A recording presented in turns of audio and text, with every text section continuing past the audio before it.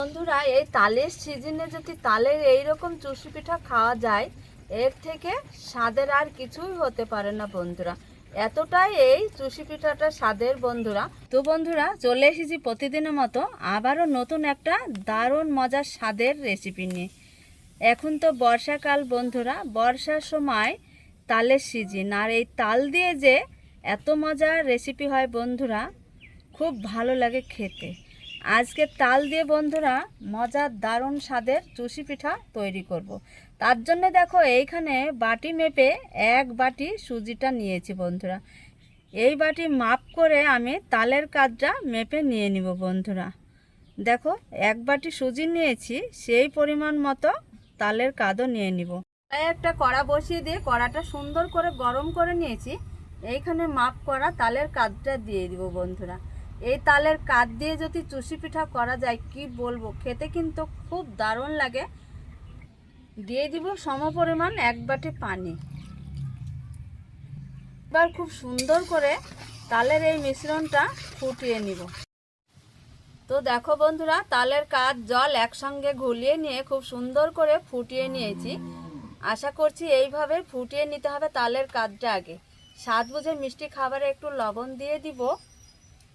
আরও খুব সুন্দর করে তালের কাদটা ফুটিয়ে নিব। খুব ভালো করে তালের কাদ ফুটিয়ে নিয়েছি। এইবার অল্প অল্প করে সুজি দেব আর নাড়াচাড়া করতেই থাকবো বন্ধুরা। এই রেসিপিটা বন্ধুরা সুজি দিয়েই করতে হয়। সুজি দিয়ে করলে পরে এই রেসিপিটা খেতে দুর্দান্ত স্বাদ হয় আর খেতেও খুব ভালো লাগে। ডোটাকে ঠিকঠাক একদম পারফেক্টভাবে রেডি করে নিতে হবে বন্ধুরা। খুব শুকনো করে শক্ত করে ডোটা তৈরি করে নিয়েছি। এই সুজির এই চুষি পিঠাটা দারুণ হয় বন্ধুরা। চালের ময়দা ছাড়া, গমের ময়দা ছাড়া শুধুমাত্র সুজি দিয়ে এই চুষি পিঠা বানাতে হয়। সুন্দর করে একটা কুমির তৈরি করে নিয়েছি। এইবার একটা প্লেটে উঠিয়ে নেব।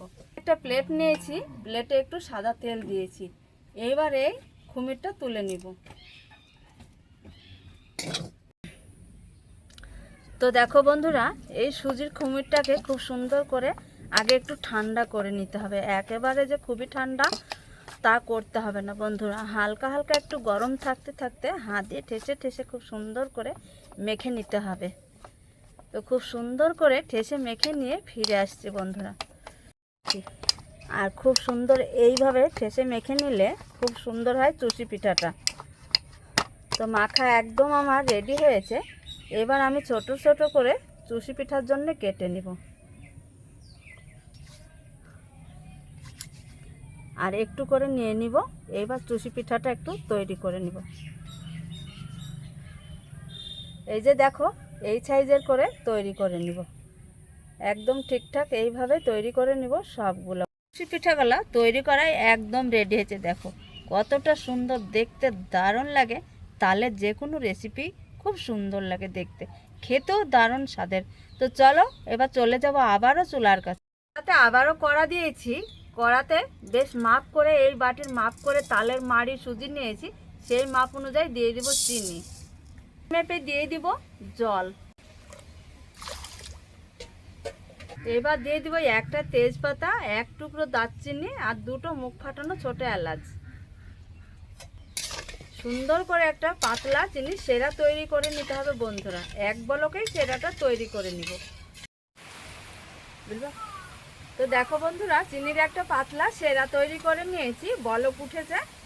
এবার এই পাতলা অবস্থায় এইরকম রেখে নেমে দিতে হবে বন্ধুরা।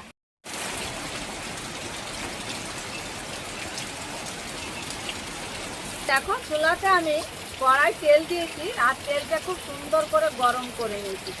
এই যে দেখো, খুব ভালোভাবে আগে গরম করে নিতে হবে তেলটা। এবার গরম তেলে চুষি পিঠাটা দিয়ে ভেজে নিব।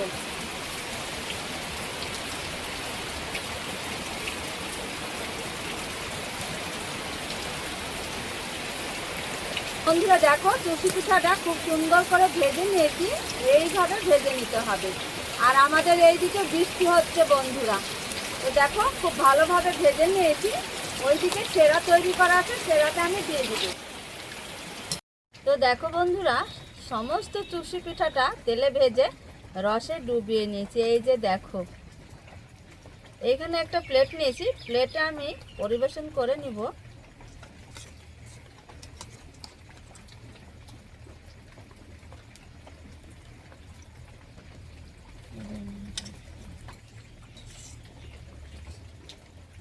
বন্ধুরা, এই তালের সিজনে যদি তালের এইরকম চুষি পিঠা খাওয়া যায়, এর থেকে স্বাদের আর কিছুই হতে পারে না বন্ধুরা।